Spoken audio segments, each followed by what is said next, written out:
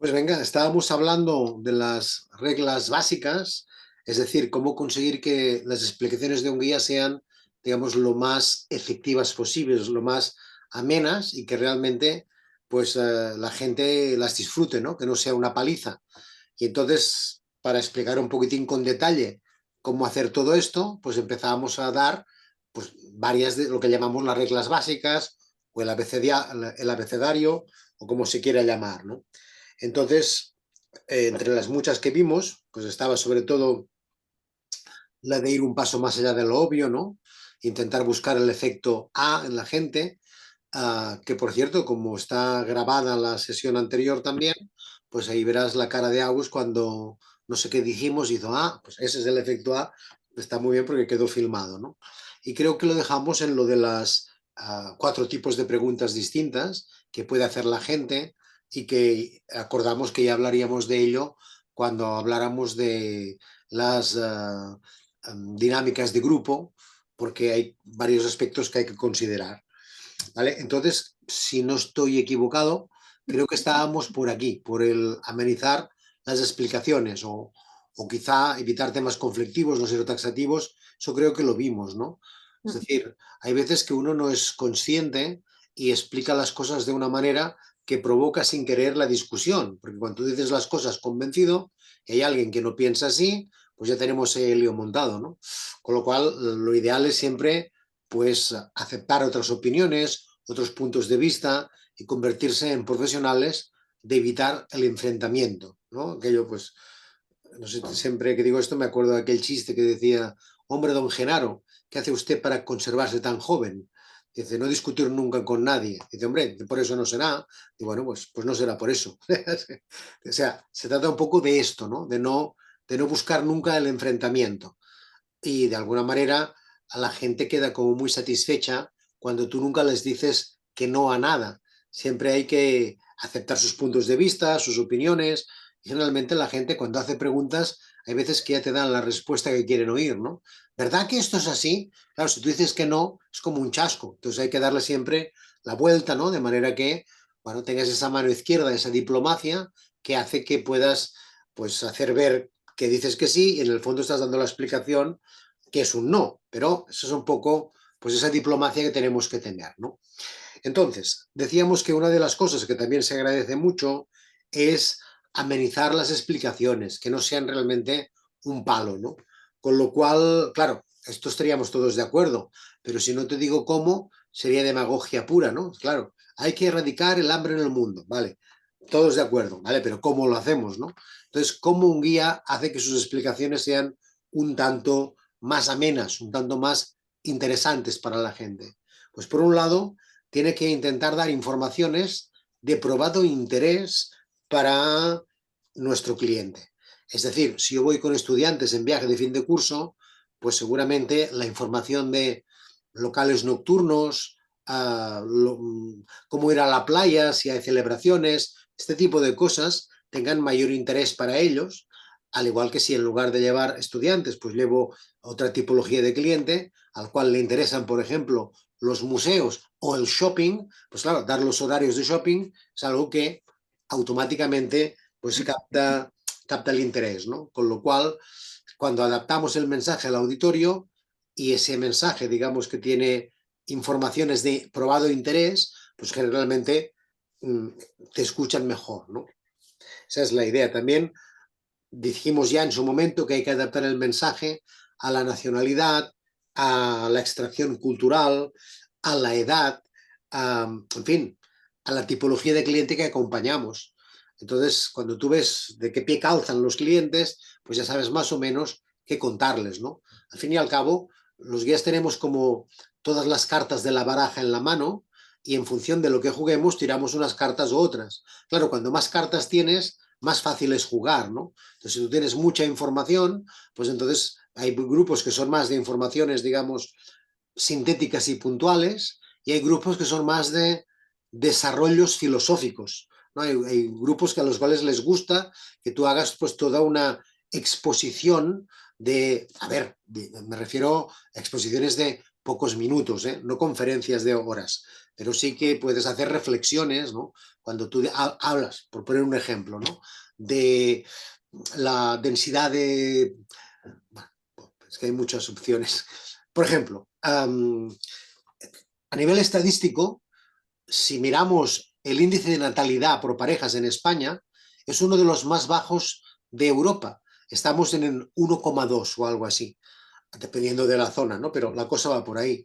Claro, es de lógica que para mantener la población estable hay que tener un 2,1, porque siempre hay alguno que se muere, por tanto 2,1 hijos por pareja significa que la población se estabiliza. Claro, si tú tienes 1,2 hijos, es decir, menos de 2, pues claro, a la larga la población se va a ir reduciendo. Si realmente en España tenemos, vamos cada vez más cerca del 1, pues quiere decir que en poco tiempo vamos a reducir de manera drástica la población que tenemos. Y eso va a romper el sistema de seguridad social que tenemos montado. Porque ¿quién va a pagar las pensiones? Claro, entonces ahí aparece un tema que es la inmigración y entonces, bueno, ves el rollo, ¿no? O sea, yo estoy ahora, no estoy dando un dato y una fecha, estoy, digamos, generando una especie de explicación más extensa. Puedo empezar a dar las diferentes nacionalidades que viven en nuestra comunidad autónoma. Esto es muy fácil porque tenemos webs de estadística que te dan cifras oficiales. Por tanto, sabemos que en Cataluña hay 220.000 marroquíes legales, ¿no? Luego está toda la parte ilegal, ¿no? Pero legalmente la primera nacionalidad son marroquíes. Después, curiosamente, gente de Rumanía. Tenemos muchos rumanos. Bueno, ese es el ejemplo. Es decir, una cosa es decir, este edificio es de 1906, construido por Pepito Grillo, y la otra es un tema, digamos, no te diré filosófico, pero es un desarrollo de un tema. Entonces, dependiendo de las tipologías de clientes, pues tú enseguida identificas qué es lo que es más conveniente. Y si tú te adaptas a eso, pues generará más interés, ¿no? Por otro lado, una cosa que es fundamental, yo diría como guía, es que hay que interrelacionar el máximo de disciplinas posible en nuestra explicación. Un guía que solo habla de arte o que solo habla de historia termina siendo un guía tremendamente aburrido, sobre todo porque si a ti no te interesa la historia, alguien que te cuente historia, llega un momento que dices, bueno, es que a mí no me interesa, ¿no? Entonces, ¿cómo conseguimos que las explicaciones sean realmente amenas? Pues interrelacionando el máximo de epígrafes posibles para una explicación. Si yo soy capaz de hablar al mismo tiempo de gastronomía, de etimología, si quieres, de arte y de historia, pero también de economía, y lo mezclo todo, es un poco como el pescador que tira varios anzuelos. Si tú tiras un solo anzuelo, pues solo pescas un pez, ¿no? Pero si tiras muchos anzuelos, si tus explicaciones son realmente muy transversales y poliédricas, pues entonces seguramente eres capaz de captar la atención de mucha gente. Con lo cual se trata de que tus explicaciones tengan un poco de todo, de tecnología, de política. Cuando digo política, ya sabes que evitamos la política, pero por ejemplo, ahora en las ciudades españolas seguro que hay fotos Elecciones. claro, hay fotos de todo el mundo por la calle. Entonces, hay veces que en esos espacios que llamamos intersticiales, esos espacios donde, digamos, no hay nada oficial que contar, porque el entorno no te obliga a explicar nada, y en cambio hay una foto de un candidato, del partido que sea, pues ahí tú puedes hablar de las elecciones, de los diferentes partidos que se presentan, de que tanto Madrid, Barcelona, todas las ciudades están en obras porque lo que quieren es terminar la obra antes de las elecciones para que vean lo bonito que lo han hecho todo, etcétera, etcétera, ¿no? Es decir, lo que se trata es de hacer estas explicaciones que involucran todo tipo de, digamos, de efectos as y de informaciones. No esas informaciones, digamos, a palo seco, que son las que se dan a menudo en el hop on hop off, decíamos, ¿no? Año de construcción y arquitecto. Bueno, ya, pero a mí me interesan mucho más aspectos generales del contexto. O sea, este edificio, pues qué impacto tuvo cuando lo hicieron, ¿no? ¿Qué comentó la gente? ¿Qué características técnicas tiene? Etcétera, etcétera, ¿no? Entonces, claro, hay cientos de temas que son temas que tienen un poco de todo, ¿no? no sé, mira, hoy te decía que vengo de un tour, acabo el tour cuando vuelves de Montserrat, pues ya de alguna forma ya vas como tranquilo, ¿no? Ya has contado todo, la gente ya va de regreso. Yo llevo un USB con varias canciones, varios temas, eh, entre ellos, por ejemplo, les pongo habaneras. Como el nombre indica, La Habana es la ciudad principal de Cuba. Entonces, Cuba, Puerto Rico, República Dominicana, las Filipinas, todo eran, digamos, colonias españolas, ¿no? Y hubo mucha gente que se fue hacia el Caribe, sobre todo en busca de fortuna, y algunos realmente se hicieron muy ricos. Por ejemplo, el señor Facundo Bacardí. Los extranjeros dicen Bacardi, nosotros decimos Bacardí, es un apellido catalán. Este señor nació en Sitges en el año 1862, se fue a Santiago de Cuba y fundó la primera fábrica de ron allí. De hecho, todos los rones que hay por Caribe, casi todos son apellidos catalanes, ¿no? O mallorquines, de Bermúdez, Barceló, Oliver, hay muchos. Entonces, bueno, este señor, digamos, estaba instalado en la isla. Entonces los cubanos empezaron su revolución.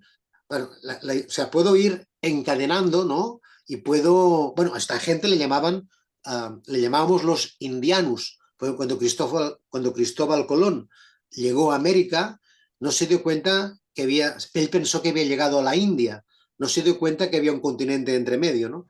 Luego, cuando se hicieron las primeras cartografías con los trabajos del italiano Americo Vespuccio, el continente se llamó América, en honor a Américo, pero aquí se siguió hablando de los indianos. Claro, estos indianos tenían los ingenios, esas fábricas, algunos se hicieron ricos con el ron, otros con el café, otros con el azúcar, otros con el algodón, o sea, otros con el cacao, realmente.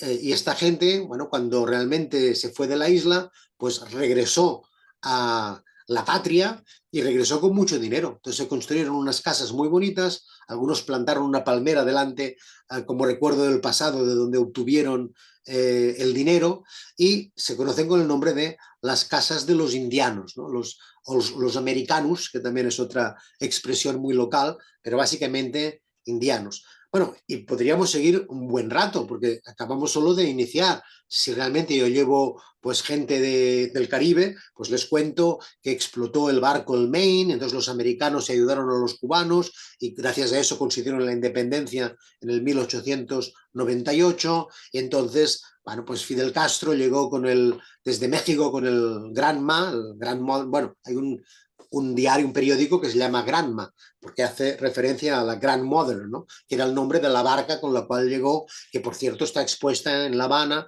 Bueno, total, que cuando Fidel Castro hizo la revolución, entonces ya se fueron todos, entre ellos Bacardí. Bacardí se fue a Bahamas y ahora hoy en día las oficinas, bueno, se escapó de allí y sigue siendo un negocio familiar. Más del 50% de las acciones pertenecen a la misma familia que tiene un origen catalán. Por tanto, bueno, él nació en Sitges y hay un museo donde se explica la historia de la familia y la producción del ron. Y, bueno, ves que en este rollo que te he soltado hay un poco de todo. Hay historia, hay etimología, hay... Bueno, es variado, no es a palo seco. Digamos que intentamos mezclar varias cosas. Entonces, cuando tú consigues crear un discurso que va, digamos, añadiendo diferentes disciplinas en el mismo discurso, pues generalmente eso tiene más interés que un discurso que solo toque una única disciplina, sea arte, sea historia o sea lo que sea.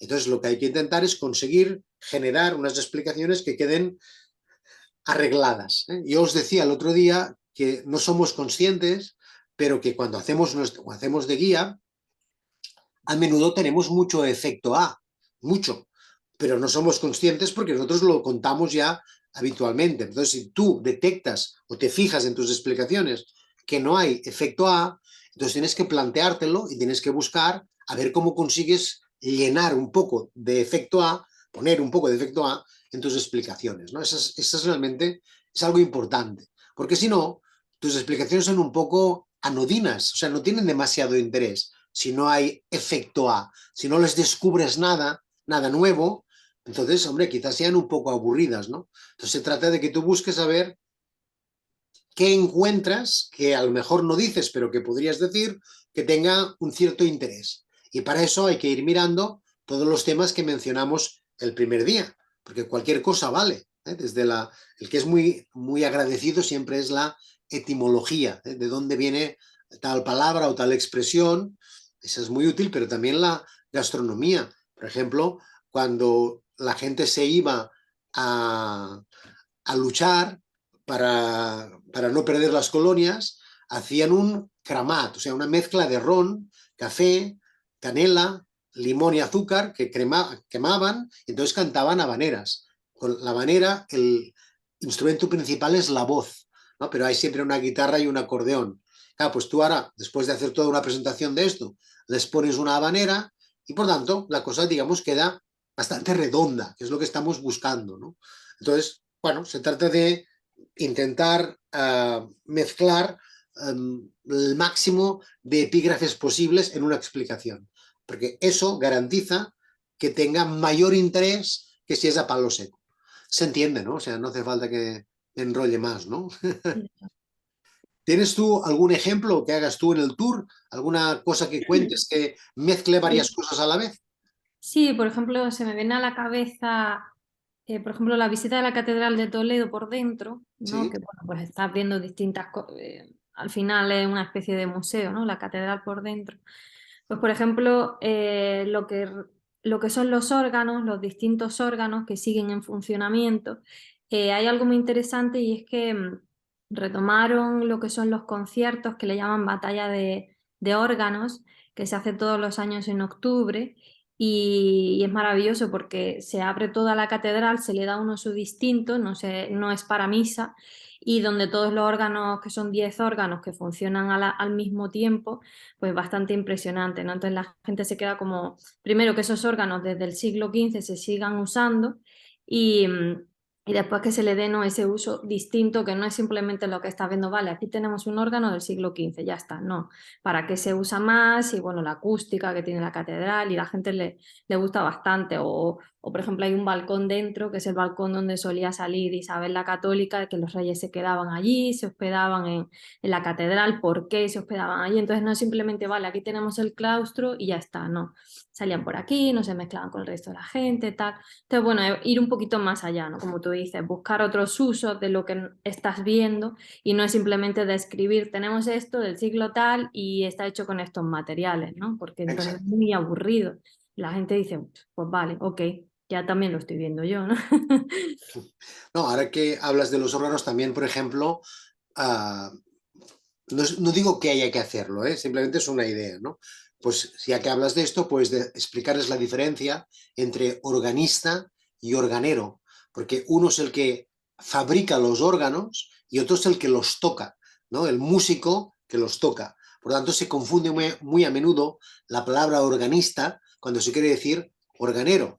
No tiene mayor trascendencia, ¿no? Es una tontería, pero ya que sale el tema, o también los órganos tienen que ser tocados a menudo, si no se Sí, desafinan, ¿no? sí, eso sí lo explico una vez a la semana, porque estuve ahí viéndome un vídeo de cómo lo hacía él en Exacto, la catedral y una vez a la semana lo tienen que afinar de la manera que la gente le gusta mucho eso, o sea, es algo exacto. distinto, no es ya está, vale, un órgano, son muy bonitos, preciosos, sí, tal, pero ¿qué hay más allá, ¿no? De ahí. Claro, pero una cosa es decir el número de tubos que tiene, que no vale para nada, Vale, perfecto. que la parte que sale se llama la batalla, ¿no? El ataque, bueno, todo esto que son tecnicismos, en cambio es mucho más interesante cuando buscas, cuando escarbas un poco y buscas cosas que no son tan obvias. Ves la batalla de órganos y dices, "Guau, ¿esto qué es?", ¿no? Y es algo que se retoma desde época medieval, lo están haciendo ahora, que sea una tradición y pues le encanta. O sea, al final es algo eso distinto, ¿no? No quedarte a la superficie. Hace muchos años, ya no me acuerdo cuántos, estuve haciendo trabajando en Perú, concretamente en el Valle del Colca. Y es muy interesante porque las guías que tenían allí, que por cierto no las guardé, las quería haber guardado, pero era, con todo el respeto, el mejor ejemplo de lo que no debe ser una guía turística. O sea, había la foto y el comentario absolutamente a palo seco, digamos, constatador de lo que era la foto. Y dices, bueno, pero ¿esto qué es? O sea, una foto de aquellas que además estaban mal, o sea, borrosas, mal impresas, no se veía con claridad y el texto era de un aburrimiento, aquello que dices, bueno, pero ¿qué sentido tiene hacer una guía así? ¿No? Entonces, como consultores, pues intentamos cambiar eso y hacer algo un poco más moderno. Pero claro, es que hay muchas guías, que todavía hoy en día, guías de viaje escritas, que son a la vieja usanza, que te pegan unos rollos. O sea, hay un libro en Barcelona que es muy conocido, se llama Barcelona Palmo a Palmo, pam a pam, de un tal Cirici Pellicer, que yo lo tenía en clase para que la gente viera cómo no se puede explicar una ventana trifora. Digo, a ver, ¿pero qué me estás contando? O sea, a mí no me interesa nada El triforio, la los constatación pináculos. de lo que la gente ve no vale para nada, porque el guía tiene que ir a step further. O sea, si no vas un paso más allá, no eres guía ni eres nada, digamos, ¿no? Esa es la cuestión, ¿no? Entonces, bueno, tener claro eso, yo diría que ayuda bastante. Luego, otra de las cosas que hay que utilizar para amenizar las explicaciones es intentar hacer un approach al tema, digamos, informal, es decir, dependiendo de la tipología de grupo, ¿no? Pero claro, tú tienes que darle un poco de humor a los comentarios, un poco, ¿eh? No digo contar chistes, eso es una exageración y está fuera de lugar, ¿no? Claro, el guía no dice, iban dos por Utrera y el del medio, eso no lo hace un guía, pero es que tú puedes dar la información de una forma, digamos, más o menos amena, dependiendo de quién lleves. Claro, si yo digo la fachada de la Catedral de Barcelona, pues es una fachada contemporánea, porque cuando construyeron la catedral, como acostumbra ocurrir, se quedaron sin dinero y dejaron la fachada tan solo en piedra. Y hubo que esperar hasta principios del siglo XX, cuando un banquero fue escogido alcalde de la ciudad y la pagó de su propio bolsillo. Entonces, siendo alcalde y siendo banquero, no sé si era su propio bolsillo, pero la pagó él. Se llamaba Manuel Girona. Bueno, este comentario es un approach, digamos, informal. Claro, si tú llevas alcaldes o banqueros, el comentario es absolutamente improcedente, ¿no? Pero si no, pues bueno, es una forma. Recuerdo siempre la guía de Ginebra que hablaba del monumento al duque de Brunswick, que donó a la ciudad su fortuna de 20 millones de euros, perdón, de euros, de 20 millones de francos suizos de la época en oro, ¿no? Y a cambio de que lo enterraran en la ciudad mirando el Mont Blanc. Claro, en la ciudad le contestaron que, naturalmente, que ningún problema, que podría morirse siempre que quisiera, y entonces le hicieron un mausoleo. Claro, cuando pasamos por el mausoleo, se ve que la estatua está colocada al revés, está mirando la estación. Entonces, la chica siempre decía, y ahora el equipo de gobierno dicen que van a resolver esa circunstancia, pero claro, como salía muy caro o sea, rehacer el monumento, le van a colocar un retrovisor. Claro, es una tontería absoluta. Claro, si tú llevas catedráticos de arte, el comentario es improcedente. Pero si llevas, yo qué sé, estudiantes, pues mira, es un comentario, digamos, informal. Entonces, el guía tiene que tener la capacidad de ser informal cuando conviene para darle un poco de vida a la explicación, que no sea tremendamente árida, pero sin llegar al chiste malo. No hacemos chistes. Lo que hacemos es un approach, digamos, informal, con una cierta mano izquierda, con una cierta gracia, ¿no? Con un cierto tono, no sé. Mira, acaban de limpiar el exterior del Palacio de Justicia, con lo cual podemos decir que nuestro Palacio de Justicia está tremendamente limpio, al menos el exterior. La coletilla no es que sea para echarse a reír, pero es simplemente, bueno, un approach.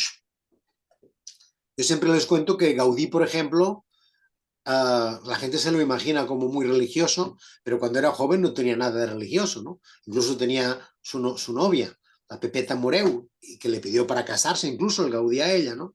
Total, que le dijo que no varias veces, entonces se quedó soltero toda la vida, ¿no? También Gaudí era vegetariano.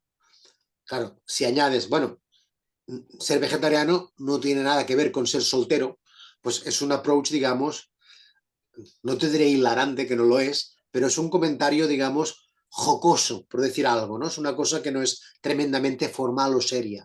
Por lo tanto, si el grupo lo admite, pues el guía tiene que buscar esa manera de explicar las cosas. Al fin y al cabo, nosotros somos grandes storytellers, ¿no? O sea, lo que hacemos es contamos cuentos. Entonces, la gracia, bueno, cuentos en el sentido narrativo, ¿eh? No es que inventemos historias, lo que decimos es tremendamente cierto, ¿eh? Constatado, pero lo contamos como una historia, como un cuento.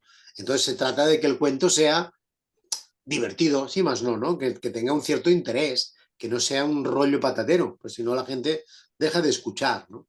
Y es cuando te dicen, oh, el guía es muy informativo, ya, pero no se trata de eso, no se trata de que digan que el guía sabe mucho, claro que el guía sabe mucho, ¿no? En nuestro trabajo no vamos a saber, claro que sabemos, pero no es eso lo que buscamos es que les guste el engagement, que estén enganchados a la historia, ¿eh? Como si fuera una serie que termina un capítulo y quieren ver cómo continúa, porque tú vas contando una historia que les motiva a la escucha, ¿vale? También hay que evitar, como sea, el uso excesivo de siglos y nombres de arquitectos. Eso, cuando hacemos prácticas con alumnos muy a menudo, los llevamos, por ejemplo, en el barrio gótico, cuando un guía empieza, tiene la manía de dar siempre el nombre del arquitecto y el año de construcción. Lo dice siempre, no hay forma de evitar eso cuando uno empieza, porque parece que uno encuentra más paz, ¿no? Como uno tiene que saberlo, porque hay que saberlo, lo que no hay es que decirlo, pero saberlo hay que saberlo. Claro, el placer que da cuando alguien te pregunta, ¿y eso quién lo hizo? Y tú dices el año y el nombre, claro, eso está muy bien, porque por eso el guía tiene que saberlo, para cuando le preguntan. Pero es que someter a la gente a un baño de información de años y nombres, pues es una cosa totalmente inadecuada, ¿no? Es decir, sé, el Arco de Triunfo o la Cibeles o lo que sea lo hizo tal arquitecto, que lo conoce su madre y los guías locales, y nadie más. Porque claro, no son gente famosa. Claro, una cosa es que sea un arquitecto de prestigio, ¿no? Rafael Moneo, Ricard Bofill, Jean Nouvel, los que sean, ¿no? David Chipperfield, que ha ganado hace poco el Pritzker, pero claro, decir el nombre de Joan Vilaseca, que es el que hizo el Arco de Triunfo, hombre, ¿qué sentido tiene, no? Si lo conoce su madre y poco más, ¿no? Con lo cual, bueno, hay que intentar, como sea, pues dar las explicaciones que sean lo más amenas posible, ¿no? ¿Sí? ¿Hasta aquí bien? Vale. Después decimos lo de engranar las explicaciones en un hilo argumental. Es lo que te decíamos del storytelling, ¿no? Es decir, la gracia está que sea como una especie de cuento y que la historia sea explicada de manera coherente y subordinada. Es decir, no información atomizada como latigazos. Esto lo hizo tal, miren aquí, miren, no. Es mucho más satisfactorio la construcción de una historia, donde de vez en cuando y a la derecha pueden ver y eso refrenda lo que tú estás explicando. Por eso es tan complicado a veces hacer de guía, creo yo, porque el formato es lo que decíamos, ¿no? Es una ventana en movimiento que el guía comenta y tienes que hablar de lo que se ve. Entonces tú tienes que haber construido una historia que encaje con lo que ven.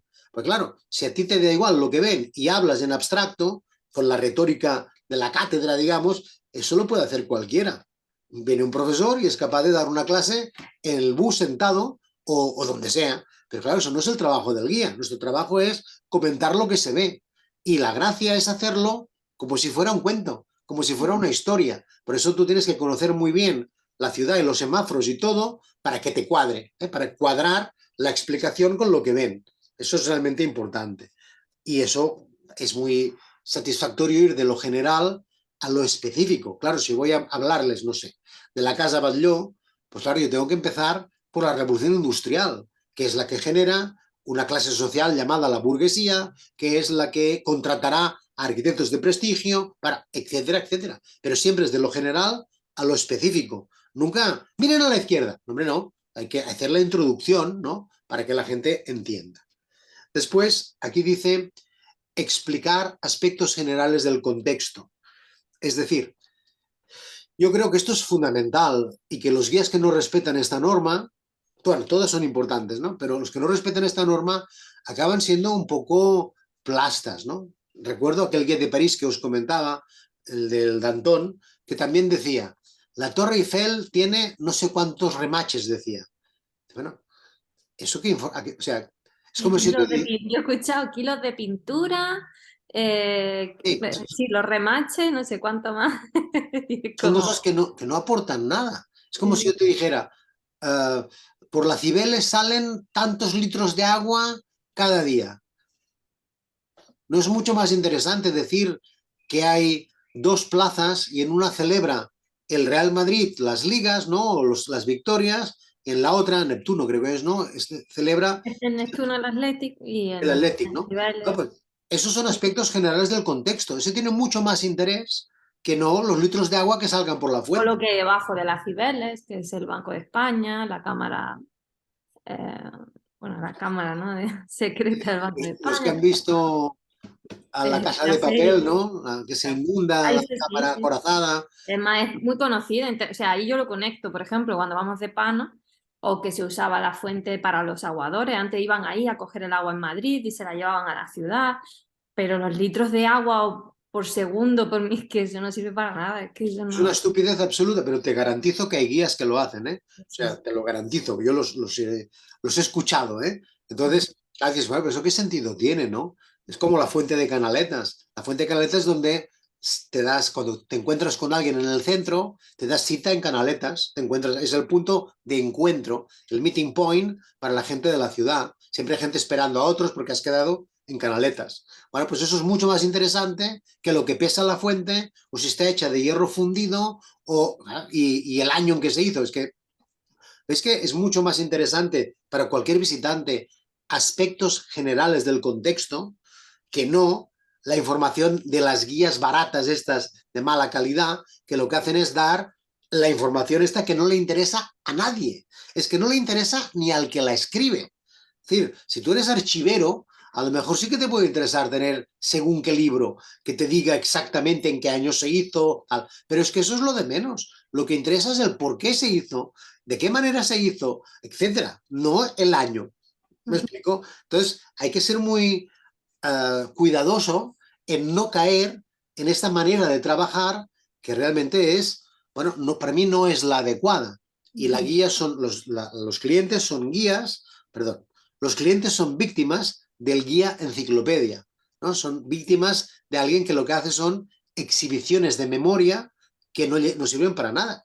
Es decir, no llevan a ninguna parte, ¿no? El guía de París, París tiene 22 arrondissements, 22 barrios que son vaya estupidez, ¿no? O sea, vaya pérdida de tiempo tener que escuchar a un señor declamando. Es como si te dijera, mira, te voy a decir el Camino de Santiago, Roncesvalles, Pamplona, Jaca, Puente de la Reina, Estela.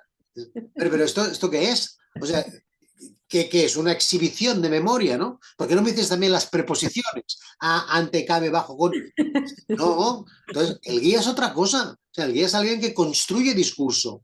O sea, la idea es esa. No es un constatador. Es alguien que, conociendo la realidad, es capaz de mezclarla de tal manera que genere interés en la explicación. Por eso es muy importante, pues, explicar aspectos generales del contexto, no el dato puro y duro. Eso es lo que menos interés tiene a veces, ¿no?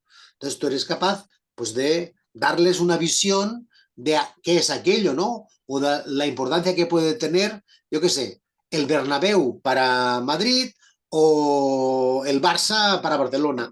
O cada ciudad tiene su equipo. Por ejemplo, Sevilla, ¿no? Que tiene dos equipos, ¿no? El Betis y el... Bueno, eso es importante. Hay rivalidad, no hay rivalidad, etcétera, ¿no? Eso tiene mayor interés, ¿no? O ahora van a rehacer el estadio del Barça. Pues va a jugar, mientras tanto, en el estadio olímpico.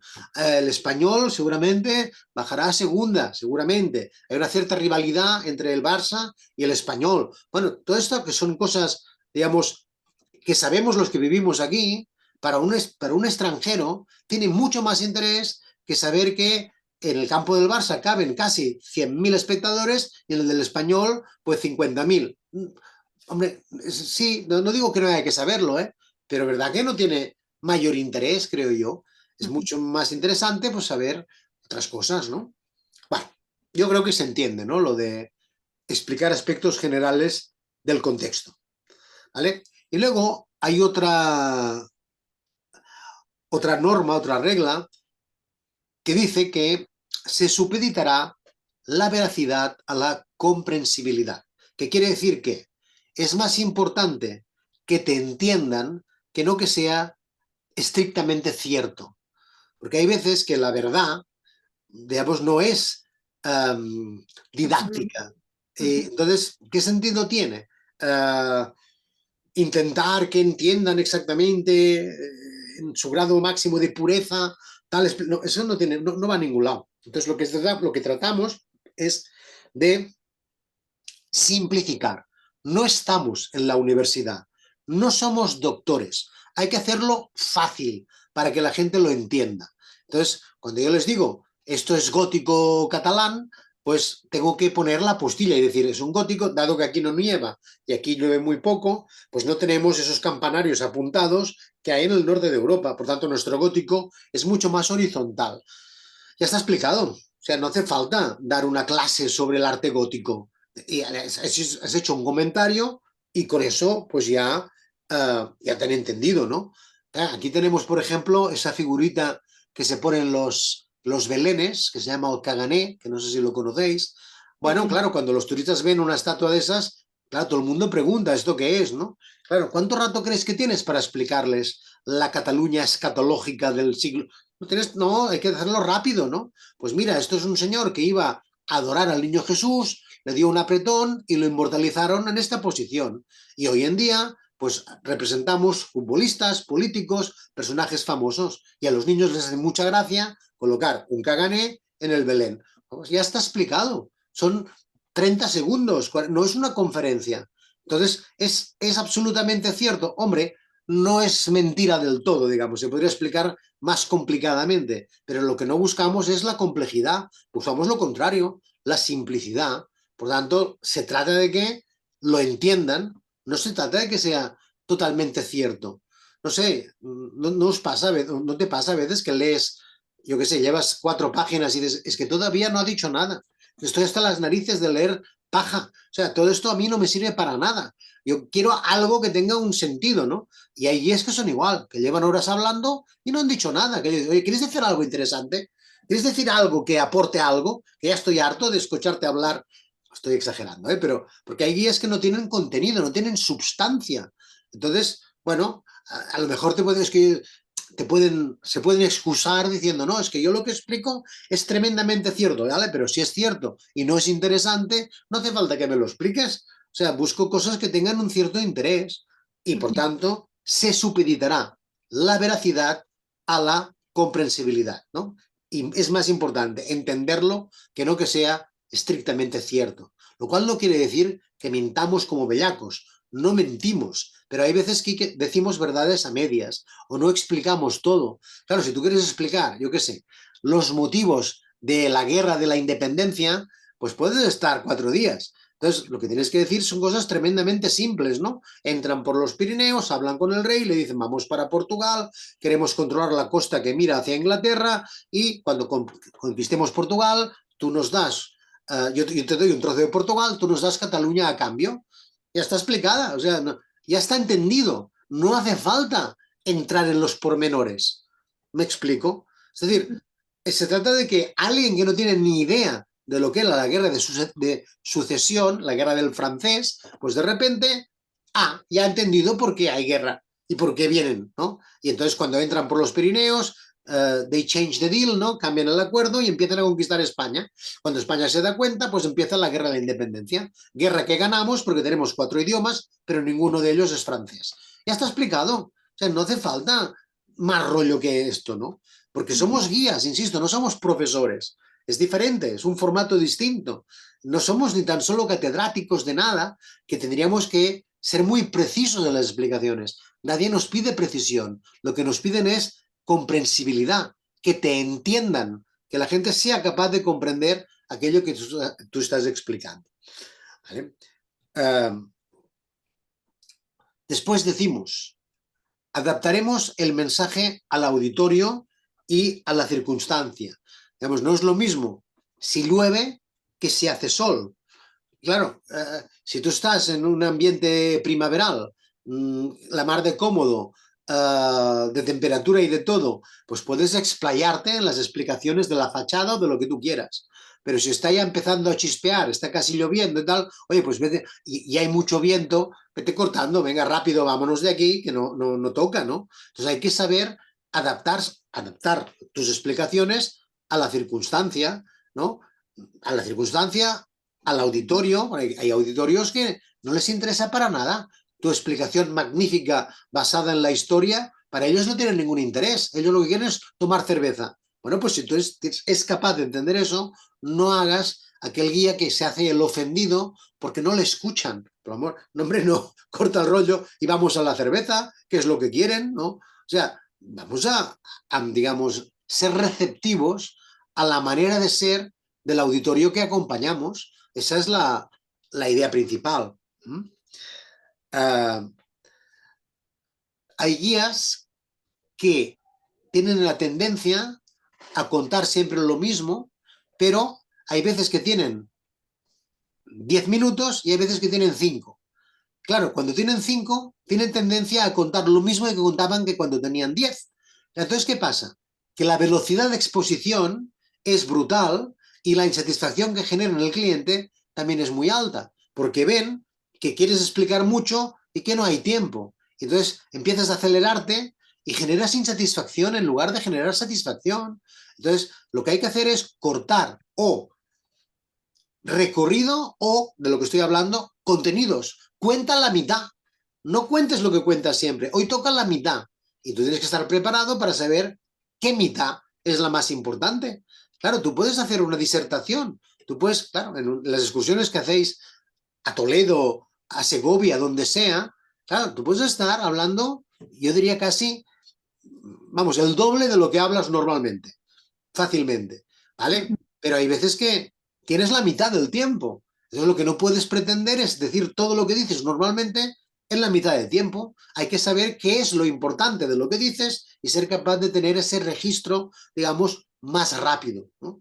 Con lo cual se trata un poco de, bueno, pues adaptarte al tiempo del que dispones y saber que en cualquier explicación hay que ser capaz de coger la crema del café con la cucharita. Es decir, ¿qué es lo que es esencial? ¿Qué es lo que es primordial en esa explicación? Pues hay veces que tienes tan poco tiempo que solo te da tiempo para explicar la crema del café. Claro, si tienes más tiempo, pues ya le puedes ir explicando más cosas y luego puedes hasta hacer café con leche si quieres. Depende, ¿no? de la situación. Pero lo que no puedes es, bueno, ya está dicho, ¿no? Yo creo que está claro la idea, ¿no? No puedes A mí enrollarte. A mí lo que me da un poco de confusión ahí, o bueno, porque sí que cuando adaptas bueno, el mensaje al auditorio, pues lo que hablábamos, si son niños, lo adaptas, ¿no? Evidentemente va a recortar, no le va a explicar un rollo que no les va a interesar. Que ayer estuve un grupo de niños y lo adapta. Y al final lo que quieren ir haciendo fotos, explicarle un poquito, hacerlo interactivo y preguntarle, en fin. Pero cuando es todo lo contrario, que es un grupo que tú sabes, a veces te piden privado lo más raro del mundo, ¿no? Porque son gente, pues qué te digo, arquitectos especializados en yo no sé qué historia, que vienen a ver solamente el no sé qué, no sé cuánto de Madrid, ¿no? O gente que, por ejemplo, sí que me pasa que me llevan pidiendo, me lleva pidiendo ya hace tiempo que me prepare el Reina Sofía, ¿no? Y el Reina Sofía no es un museo, yo les digo, no es un museo como pueda enseñar el Prado. eh, es muy distinto, porque es arte contemporáneo, es un arte eh, que es difícil, o que tiene muchas visiones, ¿no? Depende de la forma en la que lo veas, y que tienes que comprender muy bien el arte para poder enseñarlo, que la gente, primero que tú lo entiendas, por supuesto, y luego para poder enseñarlo, ¿no? Entonces yo no sé, ese tipo de visitas tan especializadas que necesita también mucho estudio, ¿no? Detrás, hay un momento en el que, porque sí que yo, aparte de turismo, empecé a estudiar historia del arte como hobby y como, pues también para tener una base, ¿no? Pero hay ciertos grupos así tan específicos que yo no sé si algún tipo de técnica o algún tipo de recomendación que tú tengas para, no sé si me explico en cuanto a, pues por ejemplo eso, el Reina Sofía, ¿no? Vale, sí, el Guernica, perfecto, pero sales del Guernica y, y dónde vas. O sea, un poco complicado porque esa gente que te pide ese tipo de museo probablemente no es una persona que quiera una comprensión como el que va a un Toledo a ver el Toledo, ¿sabes? O a hacer un Open y ya. Son gente más demandante de otro tipo de cosas, ¿no? Más cultos en cuanto a arte, más, en fin, no sé si me Sí, explico. mira, de hecho, todo lo que estamos viendo, todo de las reglas básicas, aplica también para esa visita. Ujú. Todo. Digamos, lo que pasa es que el eje argumental, digamos, varía. No es la ciudad, no son los temas habituales, sino que tienes que buscar otros temas. Entonces, la estructura de la visita a un museo es la misma en todo el mundo.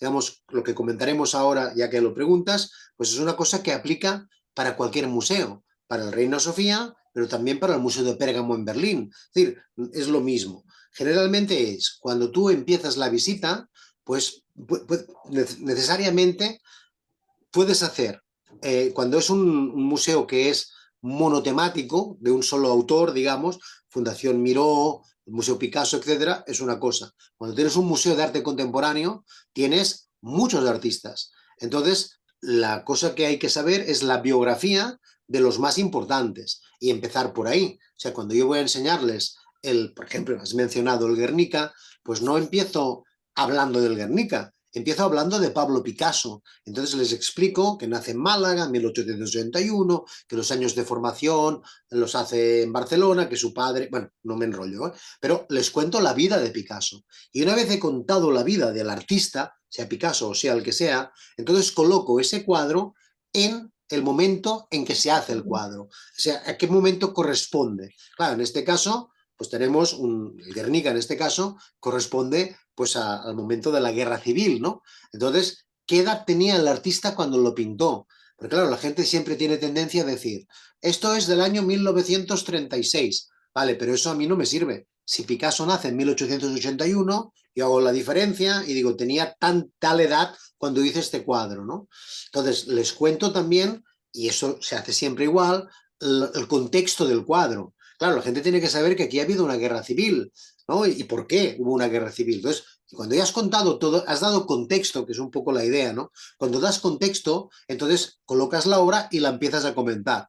Claro, tú imagínate, si tienes solo 5 o 6 autores distintos, solo con este rollo y un cuadro por autor, ya has hecho casi la visita. Pero es que además tienes la opción de explicar el edificio. Tienes opción de explicar el sistema de alarma o de seguridad que tiene el edificio, que eso es interesante, ¿eh? Porque hay museos que la gente se acerca y suena una alarma invisible o suena la alarma directamente porque se han acercado demasiado y no han respetado las líneas que hay, ¿no? El sistema de cámaras, el sistema de seguridad. Bueno, cosas que a lo mejor no parecen que sean importantes, pero a lo mejor lo son. El sistema de restauración, porque hay museos que tienen departamento propio de restauración y tienen colecciones que tienen más obra que no muestran en depósito que la que muestran, porque solo muestran una pequeña parte, ¿no? Entonces, bueno, saber, bueno, cuál amplia es la obra, ¿no? Si tienes un Picasso, bueno, Picasso sabes que vivió muchos años, ¿no? Más de 90 años, ¿vale? Pues Picasso pintaba casi cada día. Pues ¿cuántas obras de Picasso hay en el mundo? ¿Cuántos miles de cuadros hay, no? Vale, pues aquí solo vamos a ver 2, ¿no? Entonces, claro, no puedes conocer la historia de un pintor solo por 2 cuadros, ¿no? O cuando hablamos de Picasso, ese invento de un profesor americano, lo de la época azul, la época rosa, que va muy bien para, digamos, compartimentar. Didácticamente es fundamental, claro, pero Picasso en su época azul pintaba como le daba la gana, no solo en azul, también pintaba en otros colores, ¿no? Hasta que conoció a Olga Koklova, después se casó con ella, se fue con el circo Medrano, etc. Entonces le cambia el humor y entonces pasamos a pintura más alegre, ¿no? Aparte, Picasso, lo más destacable, diría yo, y te va muy bien el Guernica para eso, es que Picasso lo que hace, inventa un nuevo lenguaje con las Mademoiselle d'Avignon, ¿no?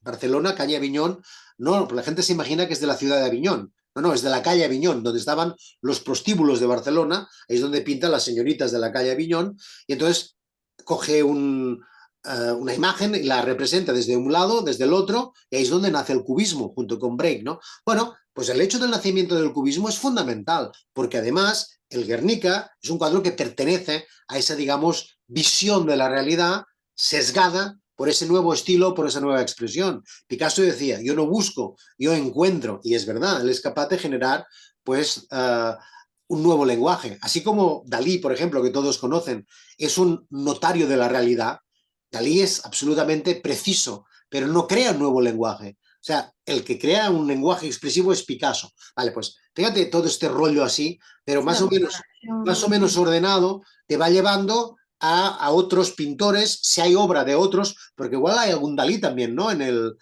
Eh, ¿Sí o no? No, Creo que sí, no creo me, no, recordar. no me acuerdo, pero es igual. Imagínate que lo hubiera. Pues ya tenemos ahí dos pintores españoles donde se puede buscar, de hecho, fueran muy amigos, los dos. Se pueden buscar similitudes o maneras de, o comparación, ¿no? En fin, Dalí da mucho de sí, ¿eh? Dalí, visitar el Museo de Dalí es una gozada porque se pasa la gente el rato haciendo, claro, es el efecto constante, porque miran y no ven y cuando el guía explica dicen, es muy gratificante.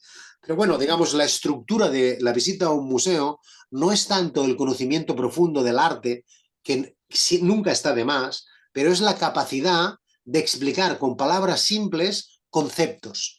Entonces, fíjate que tenemos biografía. Luego, cuando tú llegas delante de una obra, a lo largo de la visita en el museo, va muy bien colocar un poco de técnica. Es decir, tú puedes decir, miren, esto es un óleo que lo pueden comparar con aquí que tenemos un pastel. La diferencia es que el pastel es mucho más complicado de hacer que el óleo, porque el óleo, cuando te equivocas, coges más pintura y cubres el error, pero el pastel no te puedes equivocar porque no puedes cubrir ni borrar. Entonces, dibujar en pastel técnicamente es mucho más complicado que hacerlo en óleo. ¿Vale? Entonces, fíjate, es un dato técnico, ¿no? O podríamos apuntar también la distribución de los pesos y las geometrías. Fíjense que pesa más de este lado. En fin, no me enrollo porque si no te aburriré mucho. Pero No, fíjate, pero es interesante porque es complicado muchas veces, o sea, sí, cuando vas en una pano por fuera, por la calle, andando, cualquier cosa, pero un museo por dentro, pero tú tienes que tener como, o sea, tu conocimiento es como el cajón de Doraemon, ¿sabes el Doraemon que sabe exacto, o cosas? sea, Vale, pues le tú saca. en tu cabeza tienes el cajón de Doraemon, entonces puedes hablar de técnica, puedes hablar de materiales, puedes hablar, por decir algo, seguro que en el Sofía algún impresionista habrá, ¿no? Alguno habrá, o algo que se le parezca. Bueno, pues de la importancia de la invención del tubo de pintura, que eso le da la opción a... De salirse a ¿no? la calle, sí. No me enrollo porque ya lo sabes, pero fíjate, ahí tienes todo un discurso para crear, ¿no? Y entonces, claro, captamos el momento, captamos la impresión, ahí nacen las series, la montaña de Santa Victoria, de Cézanne, etcétera, donde tenemos el mismo paisaje con varias luces. Fíjense, ya tenemos otra introducción. Entonces, no es tan complicado, lo que no puedes hacer es de catedrática de arte, porque eso no se Eso, lo come nadie. O sea, la gracia está en que tú vayas pues haciendo este tipo de explicaciones simples, ¿no? Pero que son muy aclaradoras, ¿no? ¿Cómo hacían los colores antes? ¿Los compraban? ¿Se los hacían? Bueno, depende, ¿no? De la época y tal. Hay pintores que son el pintor del negro, el pintor del blanco, ¿no? Ahora hay un Sorolla, creo que han hecho una exposición con porque era el pintor del color y ahora se han dado cuenta que hay no sé cuántos cuadros donde también era un virtuoso en el uso del negro, ¿no? Color negro. El Ramón Casas, virtuoso en el uso del blanco.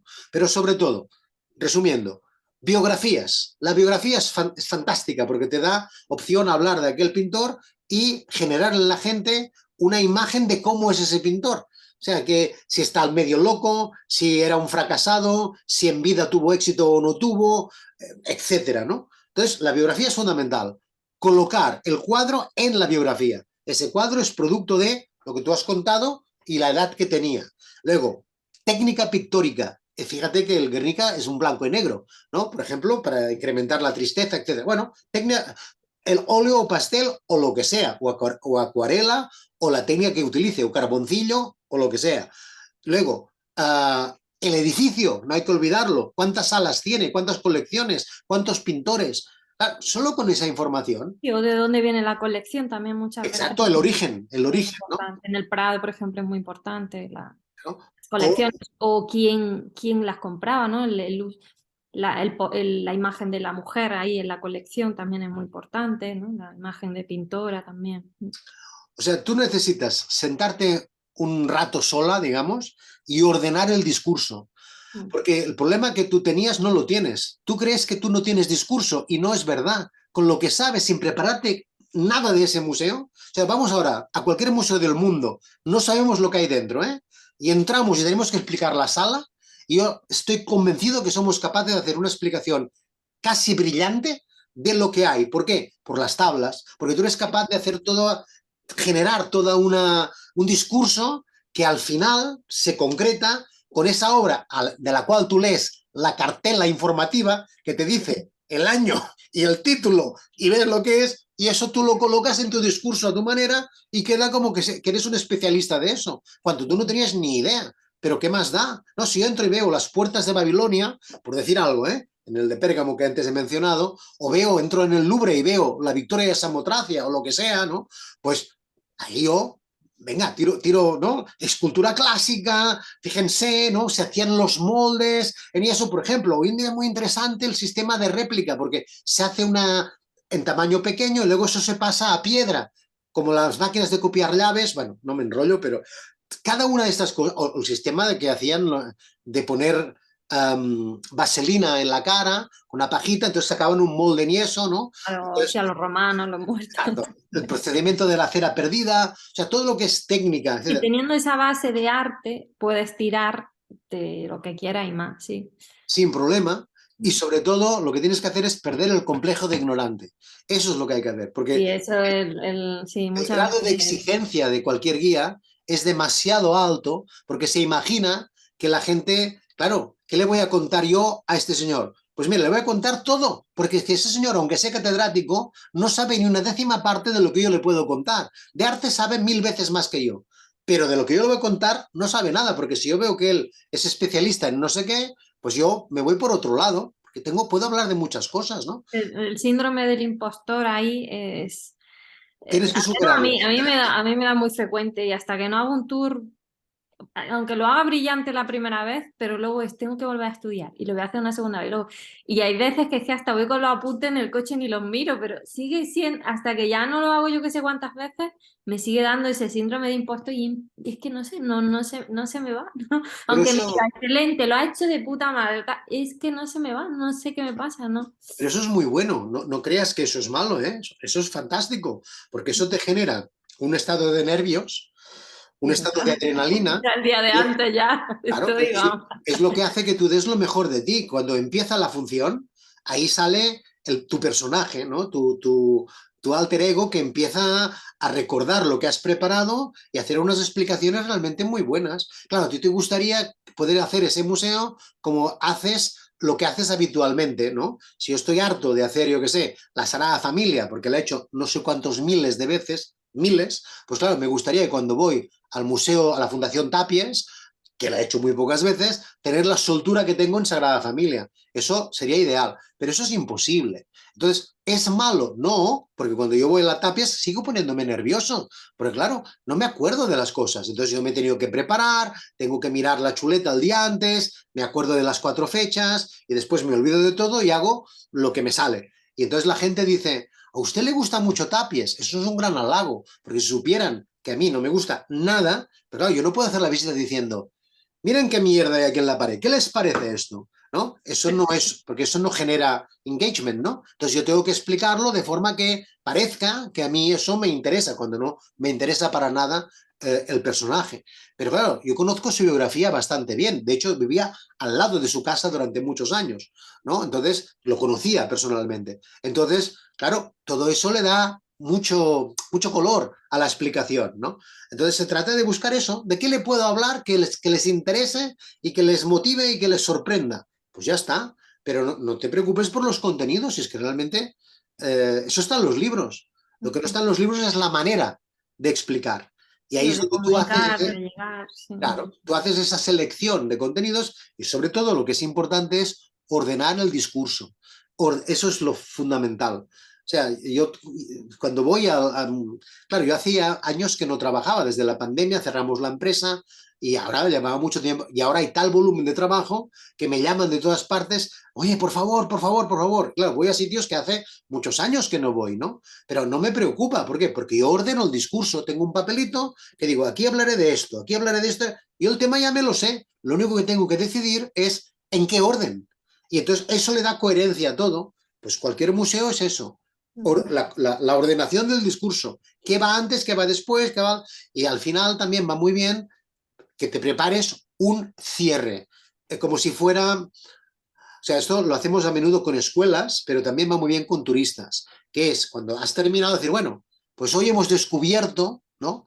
Y ahí haces un poco la relación de lo que, de esas cosas que tú has explicado que no eran tan obvias, ¿no? Hemos descubierto que, por decir algo, estoy inventando, que la industria posibilitó la aparición del impresionismo, porque si no se hubiera inventado la pintura en tubo, los impresionistas se habrían quedado en su estudio y no habrían podido salir al campo a pintar. Por tanto, hay un nexo entre humanismo y, por decir algo, ¿no? Hemos aprendido que tal pintor se le considera un genio no porque pinte bien, que eso lo hacen muchos, sino porque es capaz de establecer un estilo que cuando ustedes ven lo que han visto del Guernica, nadie duda, esto es Picasso. Claro, eso quiere decir que tiene una personalidad el pintor, ¿no? Y que hemos descubierto en parte, bueno, es decir, un poco un resumen, ¿no? Para finalizar con el tema. Eso es interesante. Eso, por ejemplo, no... Sí, que Hay que bueno, prepararlo, esto hay que prepararlo, porque no te sale, digamos, espontáneo. pues es un buen broche, sí. Pero Sí, sí. ahí terminas con una enumeración de cuatro ideas, ¿eh? Tampoco hay que machacar, 4 ideas de lo que hemos aprendido hoy y espero que les haya parecido interesante esta aproximación a... Y entonces ahí pones una frase mediática, ¿no? Del museo, ¿no? Hay que buscar frases mediáticas. Por ejemplo, ya que, por decir algo, hemos hablado de Picasso, ¿no? Pues decir, ustedes van a conocer, hablo no del Guernica, de otros cuadros, van a conocer Picasso antes de Picasso. Picasso cuando era un niño. Porque cuando era un niño pintaba como un viejo. Y cuando era un viejo pintaba como un niño. Fíjense, este cuadro lo hizo a tal edad. ¿Eh? Claro, es la frase mediática, ¿no? De buscar la explicación con frases que funcionen. Pero no es complejo porque el guía explica igual. Yo te podría explicar igual la NASA que un cuadro, que una piscina. Es que me da igual. O sea, lo que hago es buscar frases mediáticas, links mentales y meter lo que voy a explicar en un contexto que tenga sentido. El tema que sea, la NASA, bueno, pues vamos a explicar la carrera espacial, el Yuri Gagarin, la perrita laica, lo que sabemos así, y al final terminas con 4 datos de lo que es tal, pero realmente tu rollo no es lo que han visto, tu rollo es genérico, porque tú eres eso, eres la visión, eres coger la cámara y abrir plano. Eso es lo que hace un buen guía, coger el plano genérico. Y entonces puedes hacer zoom in si tienes conocimiento de eso. Pero si no, el plano abierto ya va bastante bien. Y ahí es donde nos defendemos bien, porque tenemos el conocimiento global. ¿No? Claro, el detalle quizá no lo conocemos, ¿no? O sea, ¿cuántas veces miras de rojo el cuadro para ver de qué año es o cómo se llama, que no te acuerdas, ¿no? Pero eso no es lo importante. Lo importante es el contexto generacional de ese cuadro, ¿no? Bueno, no me enrollo más porque si no, Sí, uh, pero yo creo que se entiende un poco lo que queríamos decir, ¿no? Entonces, no daremos toda la información de la que disponemos. Primero, para no aburrir. Y segundo, para no usar el lenguaje de cartas, para no usar todo el triunfo. Es decir, tú sabes que cuando juegas a cartas, la baraja española, ¿no? Oros, copas, bastos y espadas, pues sacas una carta y dices, esto es triunfo. Por ejemplo, espadas. Vale, pues cuando tú tiras triunfo, siempre ganas. Si tiras una carta de espadas a otras que no sean espadas, eso es tirar triunfo y ganas. Vale, pues cuando tú cuentas algo de lo que sea, nunca tienes que contarlo todo, porque hay veces que el cliente te hará preguntas posteriores. Entonces, si tú no sabes nada más de lo que te está preguntando y no conoces tampoco la respuesta, quedas fatal. Entonces, lo suyo es que cuando el cliente te pregunta, aunque tú no tengas la respuesta a lo que te preguntan, como tú sigues teniendo triunfo en la mano, tienes más información de eso, contestas, aunque no contestes la pregunta, pero contestas algo relacionado con el tema, y entonces parece que tú sigues teniendo triunfo. Entonces el cliente nunca sabe qué cantidad de información tienes tú, porque siempre puedes añadir más información a lo que ya habías dicho. Pero el momento que tú te encuentres que no tienes más información que añadir, quiere decir que tienes que, al llegar a casa, entrar en Google y estudiar, porque te hace falta algo más, un poco más, no mucho más, pero un poco más, porque eso siempre te da la opción de seguir jugando triunfo. Y parece que tengas un conocimiento muy grande, cuando realmente a lo mejor solo te quedaba una carta más para jugar y ya no sabrías decir nada más. Pero es igual, porque ellos no ven nunca el límite y se imaginan que tu conocimiento es infinito. Y no es así, porque no puede ser de esa manera en todo, ¿no? No puedes saber todo de todo, eso es imposible. Pero sí que tienes que saber lo suficiente como para no decir todo lo que sabes de un tema, ¿vale? Siempre guardarte algo de información. Y si tú eres consciente de que lo has dicho todo, eres consciente de que te hace falta aprender más de ese tema. Un poco más, pero algo más te hace falta. ¿Sí? Otra cosa, si quieres decir algo, no hay ningún problema, ¿eh? Vale. Dice, no nos arriesgaremos a explicar lo que nosotros no hayamos entendido con anterioridad. Eso a veces pasa, que tú lees algo que no entiendes muy bien y dices, bueno, lo voy a explicar. No, nunca explicas algo que tú no sepas, porque si tú no lo has entendido, lo primero que hará la gente será preguntarte, porque ellos tampoco lo entenderán. Y entonces cuando te pregunten quedarás como si fueras tonto. Pues claro, si te preguntan algo que tú estás explicando y no tienes ni idea, pues tú eres un charlatán, no eres un guía, ¿no? Entonces tú tienes que explicar cosas que tú hayas entendido. Entonces si no las has entendido, pues no las explicas y ya está, ¿no? Cuando yo explico la recogida neumática de basuras de la Villa Olímpica, pues tengo que tener un grado de conocimiento que me permita responder cualquier pregunta sobre ese tema, ¿no? Cuando hablamos de la piedra tasada, que es como se construye Sagrada Familia, bueno, pues yo tengo que saber exactamente qué es eso, si no, no lo menciono. O sea, si yo no sé de qué va, yo no lo menciono. Y cuando lo menciono, a veces ya lo hago expresamente, dejo allí el anzuelo para que alguien pregunte, entonces darte el gustazo de, va, voy a responder, ¿no? Porque, bueno, te gusta lucir musculatura cultural, pero se trata de que, bueno, de que lo hayas entendido. Es que si no lo has entendido es de tontos empezar a hablar de algo que tú no conoces, ¿no? Es ponerte en la boca del lobo, ¿no? No le veo que tenga ningún sentido, ¿no? Vale, esto lo habíamos dicho antes, perder el complejo de ignorante es algo que tenemos que ser muy conscientes, ¿no? Es decir, por poco que sepas, siempre sabes más que el turista, porque por eso es turista. Claro, tú vives en una ciudad, solo por vivir allí, sabes muchas cosas. Sabes de qué color son los taxis, sabes si hay metro, sabes qué se come, sabes la temperatura que hace, sabes todo. Entonces, solo por vivir allí. Entonces, el otro que viene de fuera, todo eso no lo sabe. Sabes que el día 28 hay elecciones, sabes muchas cosas. Entonces, no tienes que tener complejo de ignorante, o sea, porque no puedes saberlo todo, es que es evidente, no lo sabe nadie todo. O sea, los guías sabemos mucho, pero todo no. Entonces, bueno, tener ese síndrome del impostor que tú comentabas, o ese complejo de ignorante, es malo para tu salud y además no está justificado, porque tú sabes mucho. Todo, hombre, todo no lo sabemos, pero sabemos mucho. Bastante, ¿eh? De unido a la cantidad de información que movemos es bastante significativa comparativamente con lo que es la gente normal. La gente normal sabe de su trabajo y poco más. Le preguntas por la Revolución Francesa y no saben qué año fue. La caída de Roma, bueno, sí, pero ¿por qué fue importante? Nosotros tenemos una visión global sólida. Entonces, bueno, no digo que haya que usarla, ¿no? Pero digamos la tenemos y en todo caso no tiene que generarnos ningún conflicto el hecho de no saberlo todo, porque sabemos mucho. Entonces, bueno, complejo de ignorante ninguno, ¿eh? Naturalmente, siempre estamos aprendiendo. El guía que es bueno no deja nunca de aprender. Siempre incorpora a su discurso, pues, nuevas cifras o nuevas cosas que va viendo, ¿no? Yo cuando veo los telediarios que dicen porcentajes de vivienda de compra, de vivienda de alquiler, tal, pues eso lo vas incorporando, es digamos, la nueva información que te llega, pues la incorporas y la consideras interesante, ¿no?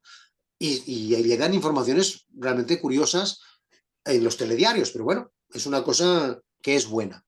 ¿Vale? Luego, otra cosa que me parece interesante es lo de utilizar el vocabulario transformacional. Y me explico, te enseño lo que quiero decir. Es esto, ¿ves? Esto es vocabulario transformacional. Digamos que nuestra herramienta de trabajo es el lenguaje. Entonces, tenemos que ser muy buenos con lo del lenguaje. Entonces, fíjate que hay algunas expresiones, por ejemplo, que dice expresiones negativas disminuidas. Claro, no es lo mismo estar enfadado que estar desencantado, ¿no? Entonces, ¿usted está enfadado? No, es que estoy desencantado, ¿vale? ¿Usted está muy asustado? No, es que estoy incómodo. Fíjate que es lo mismo, pero tiene su matiz, ¿no? Claro, no es lo mismo decir estoy deprimido que decir que no estoy en mi mejor momento, ¿no? Esto siempre me ha hecho gracia, ¿no? O, ¿cómo fue? No sé si está aquí, que dice, tú entras en un restaurante en París, por ejemplo, y te preguntan, ¿vous êtes seul, monsieur? ¿Está usted solo? Y entonces la respuesta que me surgió fue, no, estoy disponible. Claro, estar solo implica connotaciones negativas. En cambio, el estar disponible, que es lo mismo, indicaciones positivas. Es decir, estoy abierto a lo que suceda, ¿no? O sea, si hay una mesa a compartir con alguien, dígamelo, porque yo estoy disponible, ¿no? Entonces, es muy importante utilizar el lenguaje preciso porque eso te da una forma, digamos, de manipular la realidad o de venderte que es realmente muy buena. Claro, fíjate que nunca te... O sea, el jefe nunca te dice, te vas a comer un marrón, te dice, tengo un reto para ti. Claro, es la manera de enfocarlo, ¿no? Porque según lo enfocas, pues es mejor o peor, ¿no? Claro, yo no es que sea celoso, es que estoy demasiado enamorado. Claro, es lo mismo, pero uno tiene connotaciones negativas y el otro no, ¿no? O cuando alguien te pregunta, ¿cómo me queda este vestido? Claro, si tú dices horrible, nunca te van a... ya no te recuperas nunca con esa persona. ¿Qué hay que decir? Pues hay que decir algo como, hombre, realmente es diferente, ¿no? Claro, Curioso. fíjate, ahí no te comprometes, ¿no? Entonces, el uso del lenguaje es realmente muy importante, ¿no? Y como es nuestra herramienta, pues tenemos que saber utilizarlo bien. Entonces, aquí tenemos expresiones buenas convertidas en excelentes. Es decir, tú haces, no sé, por ejemplo, aquí no dice, no es lo mismo ser rápido que ser explosivo. No es lo mismo estar lleno que estar repleto. Repleto es más, ¿vale? Siempre incrementamos. O no es lo mismo ser adecuado que ser idóneo. Claro, bueno, pues si estás vendiendo, si es idóneo, es mejor que adecuado. Adecuado no es tan bueno como idóneo, ¿no? Entonces se trata de tomar conciencia un poco de estas expresiones y saber utilizarlas a nuestro favor, ¿no? Cosas que nos vayan lo mejor posible en este caso, ¿no? Volvemos a donde estábamos, que son estas reglas que estamos mencionando, ¿no? Aquí, espera, que me he pasado de largo, me he pasado de frenada. Estábamos aquí, utilizar el vocabulario transformacional, dar más de una de ocasión para que comprendan. Claro, si tú vas, por ejemplo, con gente mayor que a veces tiene dificultades auditivas o incluso con grupos normales, te diría, ¿no? No hace falta que sean mayores. Claro, la gente no siempre está conectada escuchándote. Es decir, tú estás contando cosas y la gente está pensando qué van a hacer para cenar. O, ¿no? Y después vuelven a conectar. No es que sean malas personas, sino que todos tenemos pues, nuestro cerebro que tiene una capacidad de concentración que es la que es y no es de 4 horas, ¿no? Está estudiado que por encima de 45 minutos la cosa empieza a ser problemática. Entonces, cuando tú quieres cerciorarte de que la gente ha entendido o un concepto o sobre todo, para ponerlo fácil, un horario, pues tienes que repetirlo más de una vez. O sea, tú puedes decir, miren, luego les diré que a las 3 salimos de Montserrat. Luego les digo, miren, salimos a las 3. Como ya he dicho, saldremos a las 3. Y luego dices, ¿a qué hora he dicho que saldremos de Montserrat? Y cuando dicen a las 3, es que ya todo más o menos, o sea, la probabilidad de que lo haya entendido todo el mundo es superior. ¿Por qué? Porque lo he dicho 4 veces. Una sola no es suficiente.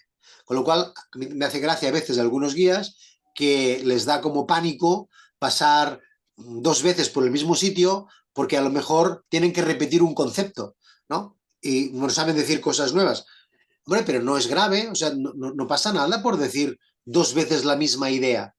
Incluso más, ¿eh? Tú puedes machacar ideas, que de hecho es la técnica de los comunicadores cuando hacen una conferencia, no es dar cientos de miles de ideas, que es lo que hacemos los guías, sino machacan 2 ideas con muchos ejemplos, pero al final queda, para que quede claro eso, hacen falta 2 ideas, no más, ¿no? Bueno, pues no es grave el hecho de machacar o, como digo aquí, dar más de una ocasión para que comprendan. No solo una explicación que si no lo entienden, no lo entienden. No, no. Yo doy más de una ocasión. Lo digo por activa, lo digo por pasiva. Lo digo de una manera, luego digo de otra, lo adorno, lo cambio y lo repito. De forma que, más o menos, pues la cosa va calando, ¿no? Van entendiendo, no sé, que la Sagrada Familia tiene 18 torres, ¿no? Y que son, pues, los 12 apóstoles, los 4 evangelistas, la Virgen María, Jesucristo, ¿vale? Pues esto dicho al derecho, del revés, dicho las que están terminadas y las que no, llega un momento que la gente al final entiende que allí hay 18 torres, aunque no estén terminadas, y la simbología de las mismas. Si lo dices una sola vez, no es suficiente. Tienes que insistir o, como digo, dar más de una ocasión para que comprenda. Y luego, ay, mira, aquí esto está repetido. Luego hay una última que es un poco cursi, pero que no sabía cómo ponerla, que es esto de que love is the only possible answer. Es decir, la gente lo que quiere es ser querida, no quiere grandes oradores que construyen discursos perfectos, con gran conocimiento y sentirse mal. Lo que quieren es sentirse bien. Entonces, una sonrisa a veces es mucho mejor que un dato. A veces tu amabilidad es mucho más importante que tu conocimiento. Entonces, se trata de que seas capaz de transmitir, digamos, entre comillas, esa especie de cariño, esa especie de positividad a la hora de hacer un servicio. Y eso, si te consuela, queda reflejado en la propina, sobre todo dependiendo de las nacionalidades. Pero trabajar con americanos es una gozada, porque cuando quedan contentos te dan un dineral, todos, de tip, todos. En cambio, trabajar con italianos o trabajar con españoles, cuando queden muy contentos, lo que te dan es la mano y te dicen que eres un excelente y si están muy contentos te dan hasta la tarjeta, ¿no? Que hay veces que hay guías que la tiran casi antes de que se vaya al cliente, que dice, hombre, espérate a casa, ya la tirarás luego, ¿no? Porque claro, te interesa poco, después de 40 años de hacer de guía, te interesa poco la tarjeta de un cliente. Pero en todo caso hay que ser capaz de ver lo que hay detrás de eso. Que te den la tarjeta significa que les has caído muy bien, que les ha gustado lo que has contado. Bueno, es un reconocimiento a tu trabajo, es una forma de aceptar que, bueno, que lo has hecho bien, ¿no? Que les ha gustado. Y muchas veces la gente te dice, uy, es el mejor guía del mundo, tal. Bueno, porque tienes un estilo que es ese estilo que sabemos que funciona. Es el estilo que contempla todas las reglas básicas que hemos mencionado. Porque al fin y al cabo lo que se trata es de engarzar todas estas normas que de alguna forma hemos dicho en la explicación genérica del guía. Y cuando tú contemplas todo eso, realmente tus explicaciones se diferencian de el hop on hop off, de la guía de Perú o de bueno, los guías que son poco profesionales. Claro, si tú eres profesor y haces de guía una vez a la semana, nunca llegarás al grado de profesionalidad de alguien que hace ese trabajo todos los días de la semana durante muchos años. Claro, no es comparable, porque llegas a pulir el discurso de tal manera que realmente pues lo cuadras, ¿no? Lo bordas, que es de eso se trata, ¿no? Y cuando no te funciona, porque nos equivocamos, hacemos ensayo y error. Has dicho una cosa que no ha funcionado, pues otro día la dices diferente. Has dicho una cosa que ha generado una reacción que no era la que tú esperabas, cambias y así vas aprendiendo y vas mejorando, vas puliendo y vas llegando pues a un discurso, digamos, más profesional. ¿Sí? Vale, pues vamos a atacar estos estilos de guiaje.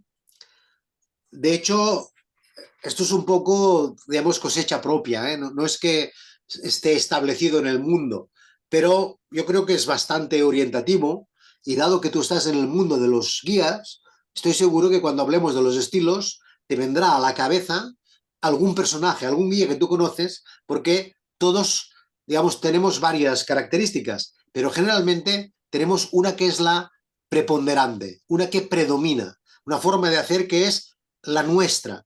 Y todas son correctas, ¿eh? Ya verás que no hay un error grave aquí en ninguna. Empezamos por el estilo emocional. El estilo emocional es el típico guía que dice, miren qué bonito. O sea, eso en principio no le corresponde a un guía. Un guía dice el por qué, el cómo, el cuándo, pero no entra en si es bonito o no. La gente no paga para oír mi opinión, pagan para oír mi información, no mi opinión. Por tanto, el guía emocional le interesan mucho las relaciones interpersonales, ¿no? Es decir, cuando regresa y le dices, oye, ¿has ido al Reina Sofía? Dice, no, es que estábamos en la Plaza Mayor tomando un café con leche y resulta que me he olvidado. Eso a un guía emocional le puede pasar. A un guía normativo jamás le pasaría. Pero a un guía emocional, como estaba tan a gusto tomando su café con leche, pues se le ha ido el santo al cielo, porque además sería capaz incluso de que cuando el cliente o la clienta le dicen, oiga, ¿quiere usted venir a cenar? Pues es capaz de, sin cobrar, ir a cenar. Aquello que dices, pero esto, vamos, los otros no lo harían, pero él sí. Es más, hasta le daría la tarjeta y cogería la tarjeta del cliente para cuando yo vaya a México, yo le llamaré. Porque es esta forma de hacer las cosas, que como he dicho desde el principio, no es ni buena ni es mala. Simplemente es una manera muy peculiar de hacer las cosas. Y por tanto, ya ves que este estilo emocional es ideal para trabajar con americanos, con superficialidad, no con discurso profundo, no con enjundia. No, no, miren qué bonito. Esta es mi plaza preferida. O sea, a mí qué me importa si es tu plaza preferida o no lo es. O sea, yo lo que quiero saber es qué plaza es esta y quién hay en la estatua de caballo en medio de la plaza. Para eso te pago, digamos. Pero como es su manera de ser, pues hombre, no, no queda ni mal, queda hasta bien, ¿no? De, bueno, pues es un estilo, ¿vale? El emocional. Luego tenemos otro estilo que es el estilo normativo, es decir, las estructuras, las reglas, la organización, es este guía que jamás se olvidará de ir al Princesa Sofía, jamás, porque lo pone el programa y el guía cumple el programa como sea, a cualquier precio. Lo que pasa es que este guía tiene realmente poca cintura. Entonces, cuando a este guía le dices, tienes que hacer el Reina Sofía en 20 minutos, te dice, imposible. Dice, hombre, qué muy... El otro le da igual, el emocional, mira, haría lo que puede, pero este tiene muy claro que, cuál es el tiempo que necesita para hacer cada cosa. Y le cuesta mucho salirse de eso, porque es muy de reglas. Y si se sale, se le nota en la cara o en la actitud o incluso en el discurso que está incómodo, que está haciendo el museo sabiendo que no lo está haciendo bien porque para él eran 45 minutos necesarios y si solo tiene la mitad, esto no va a quedar bien y se le nota. Con lo cual, digamos que este guía es poco flexible. Ahora, eso sí, dará una información tremendamente precisa, de mucha calidad incluso, pero le falta cintura, ¿ves? El normativo. Luego tenemos el guía analítico, que es este guía que, digamos, es un guía más bien plasta, es un guía enciclopédico, es un guía pesado. Generalmente ha escrito un libro sobre el Princesa Sofía, imagínate. Entonces, claro, que tú le digas 20 minutos para un museo que él ha escrito un libro, pues claro, le genera Para hablar de su libro. es un problema gravísimo, ¿no? Entonces, este señor es un personaje que le va mucho la lógica lineal, el análisis, las ideas, las teorías. Este señor empieza por, ya en la prehistoria, dice, a ver, si tienes 20 minutos, deja la prehistoria tranquila, o sea, métete ya más para acá, porque si no, no te va a dar tiempo. Pero a eso a él no le convence, porque él tiene su discurso creado un poco como el normativo, pero el normativo es más divertido, el normativo es un poco más ágil. Este te va a decir años, fechas, nombres, que dices, tío, ya vale, ¿no? Corta, ¿no? Sí, siempre que hablo de esto me acuerdo hicimos una formación y fuimos a San Salvador, que es donde nació Pau Casals. Ahí está su casa natal. Y hay guías que están especializados en explicar esa casa natal. Y entonces nos tocó una guía que hizo una introducción brillante sobre la biografía de Pau Casals, ¿vale? Es la que hizo la introducción. Pero teníamos una serie de cosas, con lo cual la visita que hicimos era como de más a más, digamos, no era ni necesaria, porque lo que queríamos era conocer la explicación y el edificio tiene 4 habitaciones y ya está. Y le suplicamos a otra guía, que no era la misma, que hiciera una visita, por favor, breve, porque teníamos que ir a otro sitio, no teníamos más tiempo, queríamos pasar por las habitaciones y ya está. Claro, yo me quedé de piedra cuando entramos en el dormitorio y dice que Pau Casals nació en esa habitación y venía de culo. Y la comadrona tuvo que, aquello que lo miraba y decía, pero esto no puede estar pasando. A ver, que no has entendido que tenemos prisa. O sea, tú tienes que contar tu rollo como sea, porque te lo has aprendido de esa manera y no eres capaz de darte cuenta de que hoy no toca. Pues eso es un guía plasta, el analítico, el pesado, porque hasta un normativo sería capaz de abreviar, con mala cara, pero abreviaría. Pero es que esta persona no abrevió, o sea, llegó a explicarnos absolutas, está muy bien, ¿eh? Si tienes tiempo, pero si no hay tiempo, a mí qué me importa saber, a mí o a cualquier turista, que Pau Casals nació de culo, o sea, esto a quién le importa? Y con el cordón umbilical enrollado al cuello, dices, bueno, que no sé, ¿me entiendes, no? Lo que quiero decir, es decir, son estilos y cuesta mucho que la gente tome conciencia de cuál es su estilo. Bueno, eso no cuesta, lo que cuesta es que lo cambie, eso cuesta mucho. ¿Mm? Y luego tenemos el estilo intuitivo, que es el que tiene mucha cintura, el que es espontáneo, el que tiene la visión global, el que le dices, oye, el museo en 20 minutos, ningún problema. Les da tiempo para ir al lavabo, ¿sabes? O el que dice, le dices, oye, tienes que estar 1 hora y media en el museo porque no, ningún problema, porque él es capaz de estar, porque es un buen guía, ¿no? 1 hora y media o 20 minutos. Bueno, eso es nuestro trabajo, esa es lo que hace que seamos buenos guías, porque somos capaces de estirar como un chicle, como un acordeón, ¿no? Las cosas o reducirlas en función de la circunstancia. Por tanto, el guía intuitivo es realmente un guía realmente bueno, ¿no? Si yo pudiera escoger, digamos, yo me gustaría una mezcla entre el normativo y el intuitivo. A mí el emocional no me acaba de satisfacer porque para mí es muy superficial y tiene poco discurso. El normativo tiene un discurso perfecto y el intuitivo también tiene mucho discurso si hace falta o poco si es necesario y es mucho más adaptable, mucho más mimético, ¿no? Mucho más camaleónico. Entonces, lo importante de todo esto no es qué tipo de guía eres. Lo importante, tú imagínate que esto fueran variedades de uva.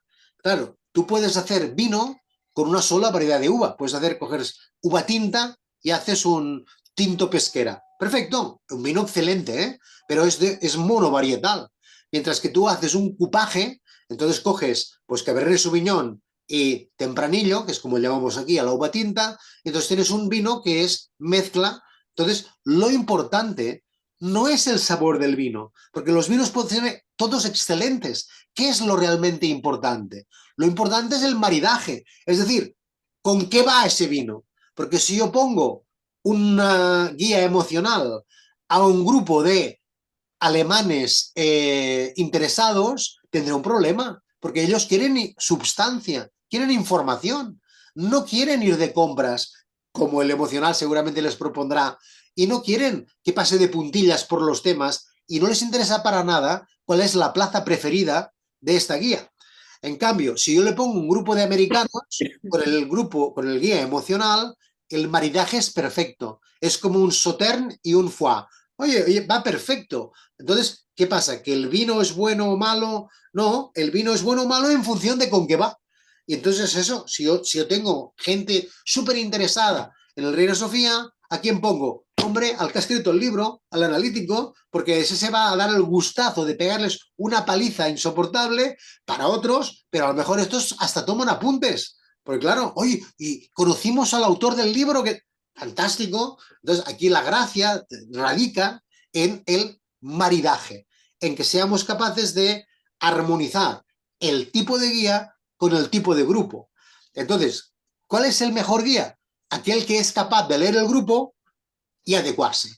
Claro, si yo veo que son americanos, hablarles de la Barcelona romana, con todos sus pelos y señales, pues es una estupidez, porque es que es perder el tiempo. Si no, o sea, no saben de qué le estoy hablando. En cambio, si son analíticos, o sea, si son un grupo, pues yo qué sé, interesado en el tema, ¿no? Pues a lo mejor sí que puedo cargar las tintas en eso. Y eso yo lo veo en base a la retroalimentación. Cuando yo los miro, veo sus reacciones, si les interesa o no les interesa, si saben de lo que hablo o no saben de lo que estoy hablando, ¿no? Esa es un poco la idea. ¿Vale? Entonces, desgraciadamente no podremos, bueno, esto olvídate que está en catalán, no hace falta, pero sería ideal poder hacer una visita con todos los guías, es decir, que cada uno de vosotros hiciera de guía para los otros. Entonces, si hacemos eso, entonces podríamos tener esto que llamamos el feedback crítico, pero me voy aquí que será más fácil. ¿Cuál es el esquema general de entrega de juicios críticos? Claro, es difícil que un guía haga una visita y obtenga información de otros guías compañeros. Eso es muy útil. O sea, ojalá, igual algún día, fuera de temporada, obviamente, merece la pena hacerlo.